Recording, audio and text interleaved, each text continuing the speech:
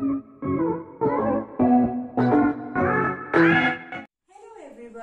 welcome to Pavni Study Point. So, from today onwards, as we discussed on our intro video, that we are going to start Advanced Math. Yes, so basically, we are going to start one new series on branches of mathematics. Number one is arithmetic, right? Number two is algebra. Number three is calculus. Number four is geometry. And the fifth one is statistics. तो अब हम सबसे पहले पढ़ने जा रहे हैं algebra. What is algebra? कि algebra से आप क्या समझते हैं? Yes, it is a kind of arithmetic. ये एक तरीके की arithmetic ही है जो क्या करती है?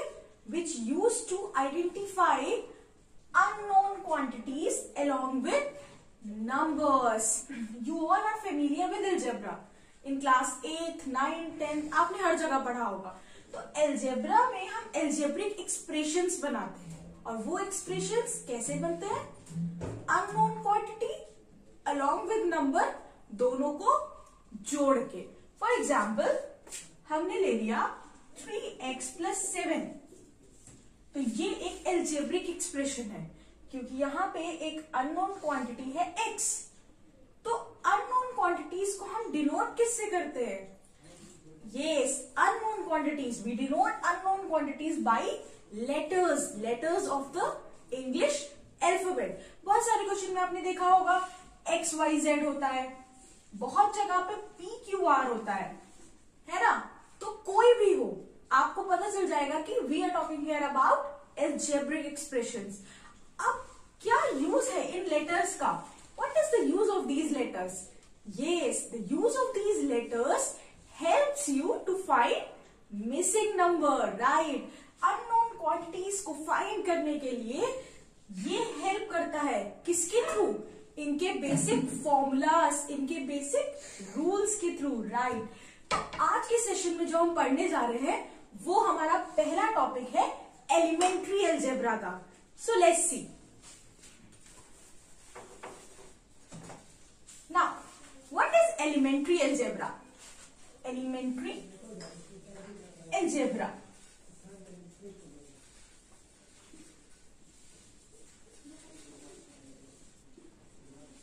सी, अलजेब्रा एक ऐसा टॉपिक है जो एवरी कॉम्पिटिटिव एग्जाम में आपको काम आएगा और इसका जो रेशियो होता है पूछने का क्वेश्चंस का वो भी बहुत हाई होता है. इसलिए हम अलजेब्रा को बिल्कुल जीरो लेवल से पढ़ेंगे. बिल्कुल जीरो लेवल से हम हाई लेवल पे जाएंगे.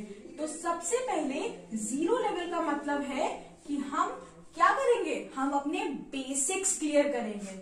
What we will clear? We'll clear our basic concepts on algebra. तो अगर मैं बेसिक से शुरुआत करूं तो बात आती है कुछ बेसिक फॉर्मूलाज की. एंड आई होप आप सब उन फॉर्मूला से फेमिलियर होंगे. बट आज के सेशन में हम जो पढ़ने जा रहे हैं वो ये है कि वो उन बेसिक फॉर्मूला से हम कैसे एक नया फॉर्मूला बनाएंगे और किस टाइप का क्वेश्चन आपके एसएससी में पूछा जाता है, आपके बैंक में पूछा जाता है. सी, हर कॉम्पिटिटिव एग्जाम का जो लेवल होता है वो अलग होता है. लाइक एसएससी में हो सकता है अलजेब्रा मीडियम लेवल पे पूछा जाए, like moderate level, right? But bank में वही अलजेब्रा का क्वेश्चन आपका हाई लेवल का है. तो इट डिपेंड्स, राइट? सो अब हम स्टार्ट करने जा रहे हैं आपका बेसिक फॉर्मूलाज को पढ़ना. तो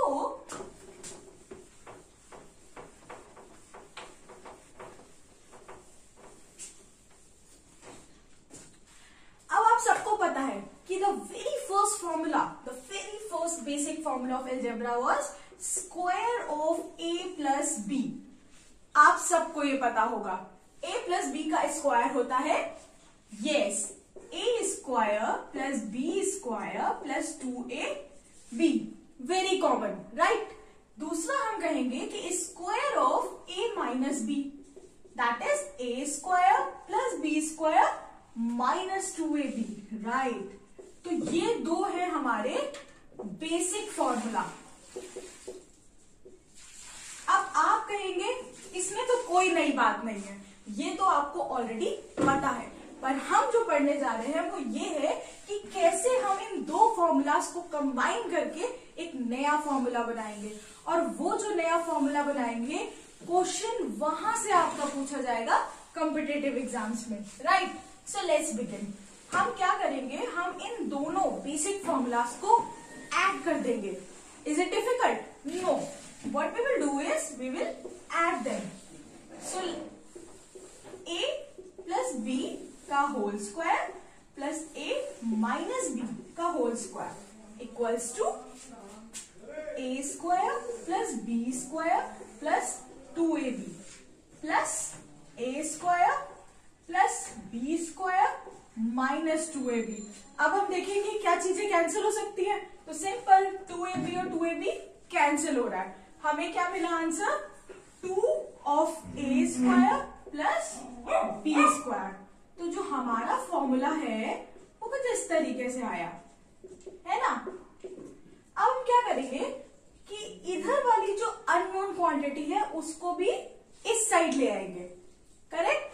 तो क्या बना a प्लस बी का whole square plus a minus b का whole square upon a square plus b square equals to 2।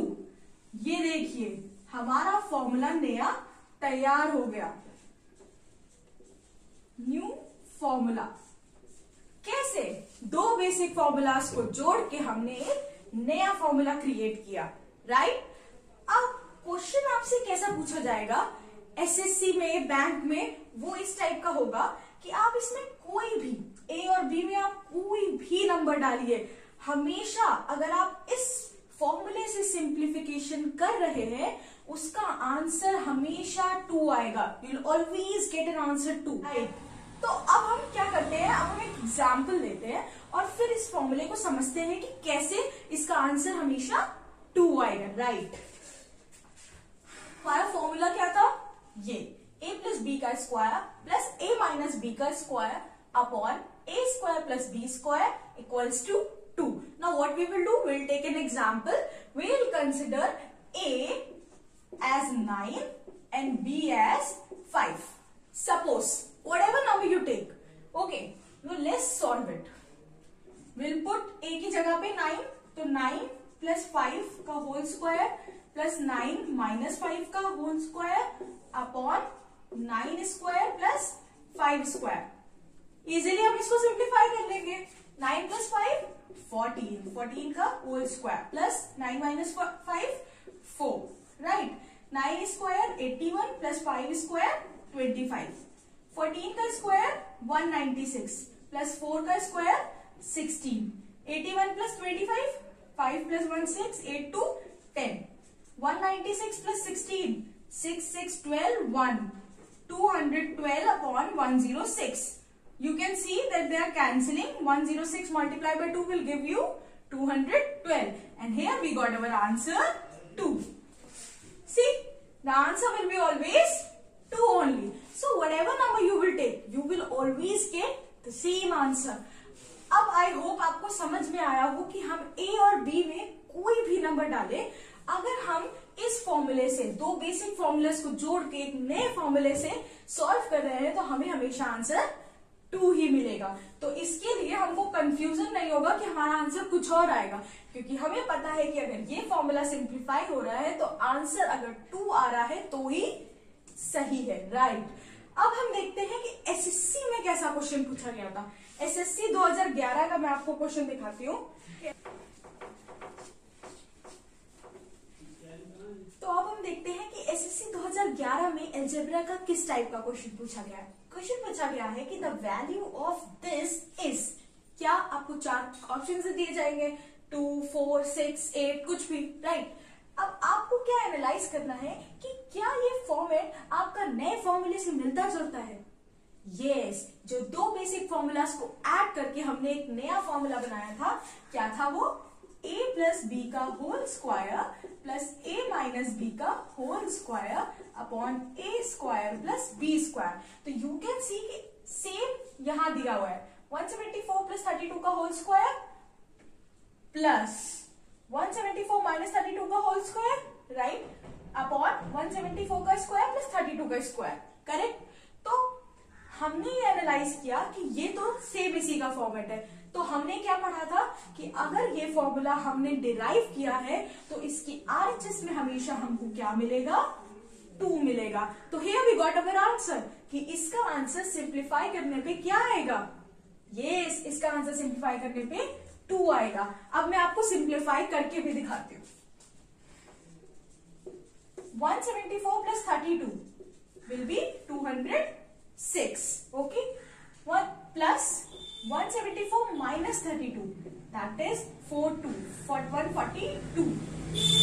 174 का square will give you 13,276 plus 32 का square 1024. See, you do your calculation by yourself. ये I have already done. That is why ये जल्दी जल्दी हो रहा है, लेकिन आप अपनी कैलकुलेशन खुद करेंगे, राइट।